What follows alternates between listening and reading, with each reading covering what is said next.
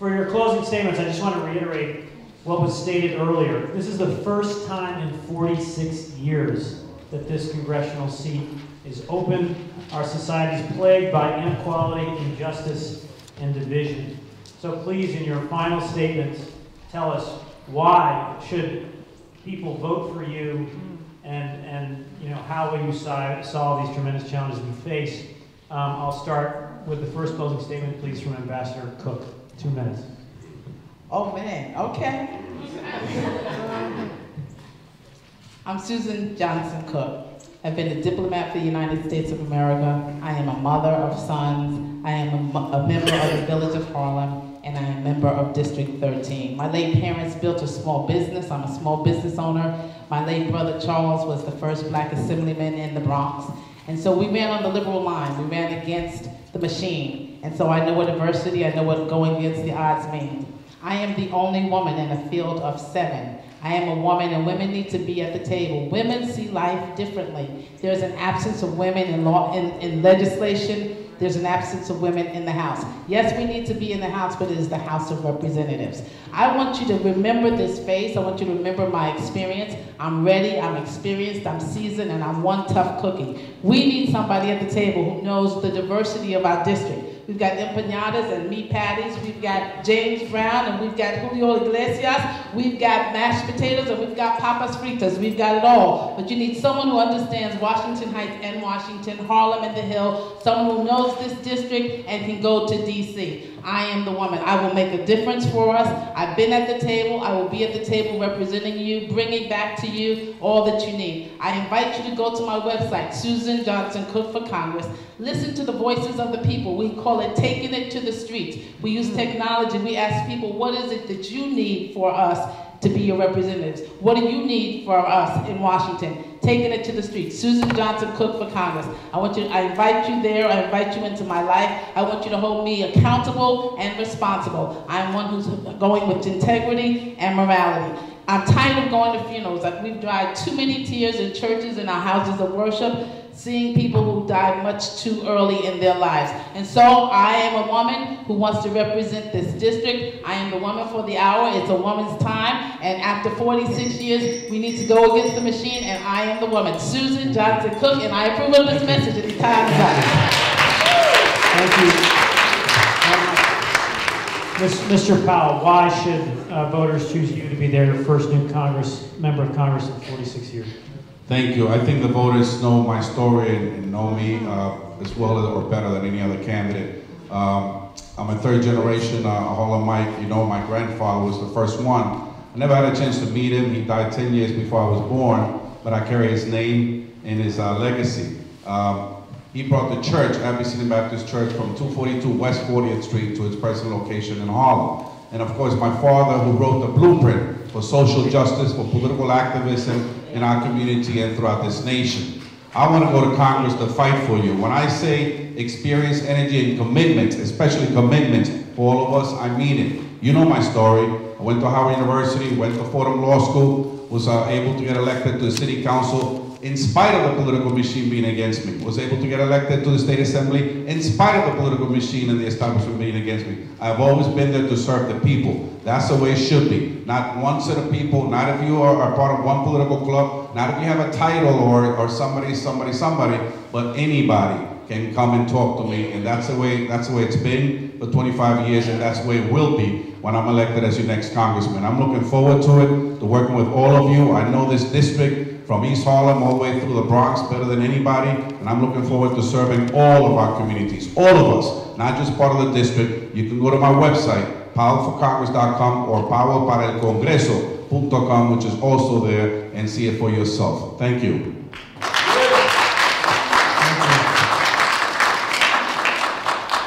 Assemblyman Wright. With the birth of my children makes 4 generations my family's been in this community. As a matter of fact, 138th Street and 7th Avenue was named after my father. I'm running for Congress because I happen to love this community. I'm running for Congress because I care for this community. I've worked hard. I ask that you judge me on the things that I've done. Judge me on the things that I've done, because let's not forget, none of us really disagree on politics or government or philosophies. We all pretty much have the same thoughts on something. But what you're sending is a legislator, someone who's going to be able to have to legislate with 434 other people. You've got to send somebody down there who can get results. And I ask that you judge me on my record, the things that I've done, not on the rhetoric. You have to remember this is the most diverse congressional district in the United States of America. We have black folks, we have white folks, we have Puerto Rican folks, we have Dominican folks, we have Mexican folks, we have Indian, we have Asian, we have Africans also, and we also have Orthodox Jews. These are the communities I've worked with all of my life. And I ask that you send me down to Washington. You know what you're getting. I've been vetted, I've been examined, and also I have relationships with every community. So I ask for your support. I ask that you do the right thing for not only this community, but for all of us, and that's right with a W. Thank you so much.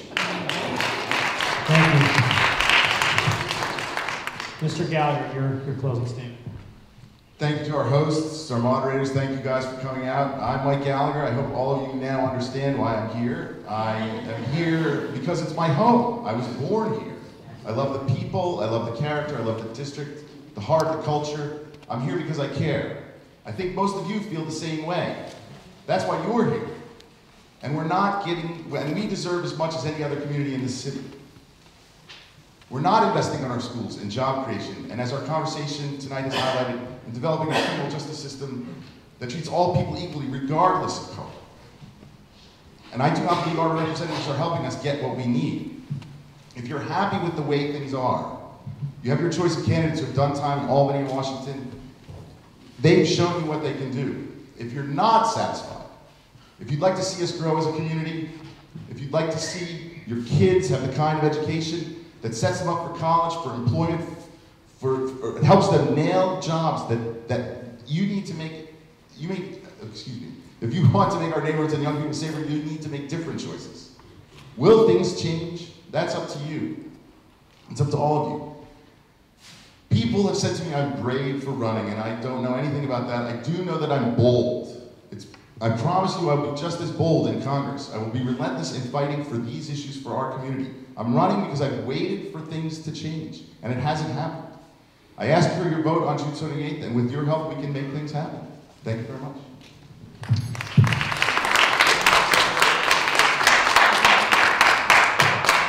Thank you.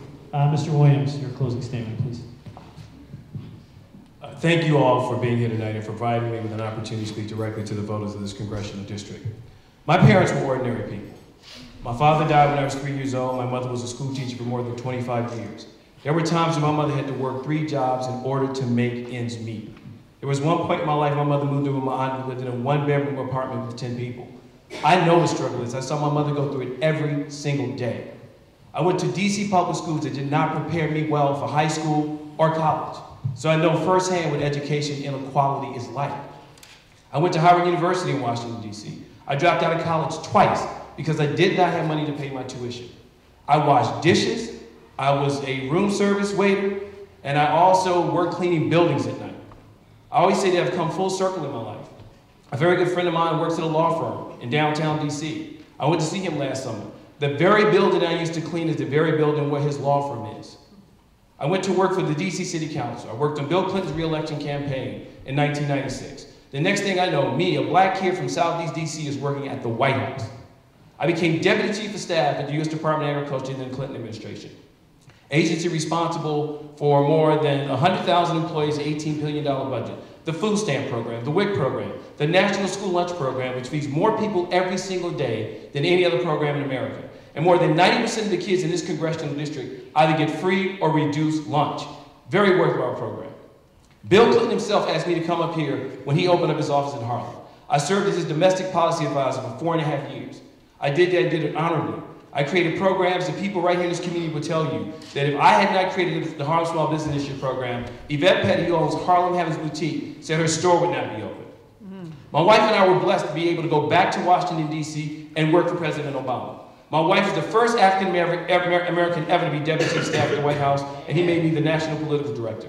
I have the relationships to do things in D.C. I care deeply about this community. My wife and I are raising our family here, and I want to represent your needs and your concerns in Washington, D.C. Thank you very much.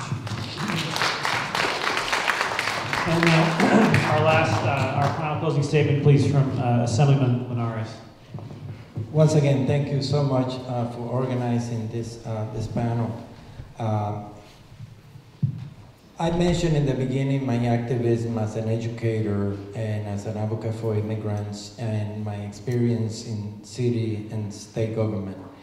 I did not mention that in the last 2 years of President Bill Clinton, he appointed me chair of his Commission on Education nationally for Hispanics. And one of the things I'm proud of is I convinced him to dedicate funding to create 5,000 dual language schools to prepare a workforce that was multilingual, multicultural, and prepared to be competitive in the 21st century. I'm proud that many of those schools came to New York City. But I want to say that the reason I am running is because throughout my career or my years serving communities, I have been grounded in the community and also have been driven by collective. When I was first elected as the first Dominican, it was not Dominicans, the majority of voters that really sent me.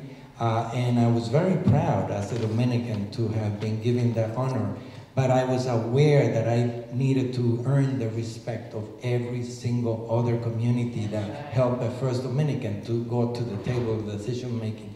And that was the test for me. I believe that this moment is no different than that. I earned the respect, you earn the respect as you face moments of difficulties and challenges. I am good at mobilizing. I know that whether a federal, the state, or the city, to be responsive, it only responds to mobilize community with purpose and determination and consistency. That's how I see the moment of crisis being faced. So I am running because I believe this is what we need now with the displacement we have within our community. Thank you. Thank you very much.